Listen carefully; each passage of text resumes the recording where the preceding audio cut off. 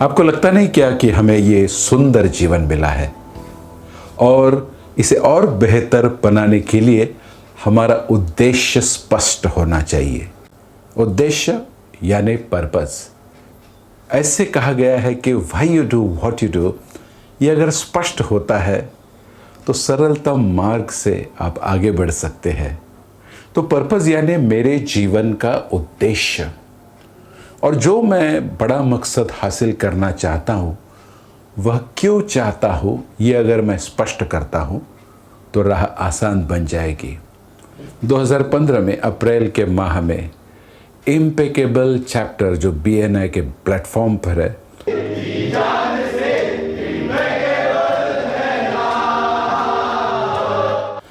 उसने मुझे लेक्चर देने के लिए बुलाया और विषय दिया था यही, पर्पस।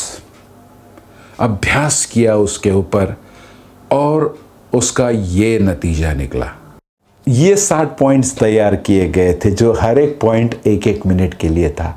और ये जो तीसरा कॉलम देख रहे हैं इसमें उद्देश्य के 4 अंक दिखाई देंगे। पर्लिकर सर, सचिन होशिंग और सुधीर, इनका मैं आज भी उतना ही शुक्रगुजार हूँ ये विषय मेरे जीवन में लाने के लिए। अब ये 4 लोग कौन है, इनके बारे में मैं जानकारी देता हूँ। ये है इस पर्पस के, इस उद्देश्य के 4 अंक। तो चलिए चलते हैं, हमारा जो पहला उद्देश्य है उसे समझते हैं। यह है जिंदगी के हर पल का आनंद लो। तो जीवन को और सुंदर बनाने के 3 अंग है, आनंद, उत्साह, और जो हमारा लक्ष्य है उसकी राह आसान बनाने के लिए उसे पहले से ही सेलिब्रेट करना शुरू कीजिए। मैं तो हमेशा ही सेलिब्रेशन मोड में रहता हूँ। तो ये है जीवन के हर पल का आनंद लेना। बताइए आपके बारे में। मैं समझता हूँ कि ज़िंदगी पूरी तरह से जी लेनी चाहिए और इसलिए हर पल का आनंद लेना ज़रूरी है। अक्सर हम देखते हैं लोग पास्ट में खोए रहते हैं, तो ये मैंने नहीं करना चाहिए था और उसी का गम रहता है, या तो फ्यूचर का टेंशन होता है, कैसे होगा, कैसे चलेगा, और इससे ये पल मर जाता है। और इसलिए इस पल में आनंद लेने की आदत डालो। बिल्कुल ठीक कहा। अगर हम इस पल का आनंद ले, जीवन के हर पल का लुत्फ उठाए और जीवन को बेहतर बनाने के लिए खुद के ऊपर काम करें, तो मंजिल दूर नहीं होगी। अब समझने की कोशिश करते हैं दूसरे अंग को, जो सबसे प्रमुख है। जब हम सवाल करते हैं मैं कौन हूँ, हु एम आई, क्या जवाब मिलता है? मैं जब खुद को समझ लेता हूँ तो राह भी आसान बनती है और मंजिल पर, शिखर पर पहुँचना भी आसान बन जाता है। और इसकी ज़रूरत क्या है? हमारा एक काम ही है कि खुद को एक्सेल करते रहो। तो मैं जो कल था उससे और बेहतर मैं क्यों ना बनूं? और इससे ये 4 अंग उद्देश्य के जो है उन्हें पा लेना आसान बन जाएगा और हम हमारे लक्ष्य को भी आसानी से हासिल कर सकते हैं।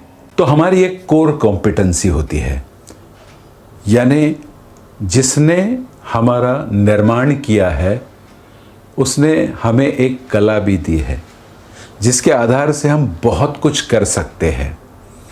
तो उस कला को, उस ताकत को, उस अहमियत को हमें पहचानना है। तो इस आइडेंटिटी का आधार लेकर ये तीसरा उद्देश्य हमें साकारना है। मैं लोगों की कैसे सेवा कर सकता हूँ या मदद कर सकता हूँ? क्या कहना चाहते हो? मैं तो हमेशा ही इन समुंदर की लहरों की तरह हूँ। सुबह और शाम सिर्फ अपने कर्म में, अपने काम में खोए रहना है। तो मेरी ये सोच रहती है कि लोगों की मैं कैसे सेवा करूँ, उनकी मदद कैसे करूँ। कर्म ही हमारा वास्तव धर्म है। Do the thing and you will have the power to do that thing. और अक्सर ये लोगों की धारणा होती है कि मेरे कोर कॉम्पिटेंसी, मेरा जो विशेष अंग है, उसके आधार से मैं जो लोगों को सेवा दे रहा हूँ या काम कर रहा हूँ वही मेरे आय का ज़रिया है, यानी इनकम का ज़रिया है। कुदरत ने, प्रकृति ने हमें देने के लिए बनाया है, इसलिए कहा गया है give the world the best you have and the best will come to you. आपको आय की चिंता करने की जरूरत नहीं है। चिंता, ये जो हमारा चौथा अंग है, उसकी करना जरूरी है। मैंने इसे पॉज किया। ये पर्पस के साथ साथ विजन तथा वर्क लाइफ बैलेंस के वीडियो को देखना ना भूलिएगा। आपके जीवन के बेहतरी के लिए ये ज्ञान बहुत ही फायदेमंद है। चलिए आगे बढ़े। ये चौथा अंग कहता है मेरे जाने के पश्चात इस दुनिया में मेरा अस्तित्व क्या रहेगा।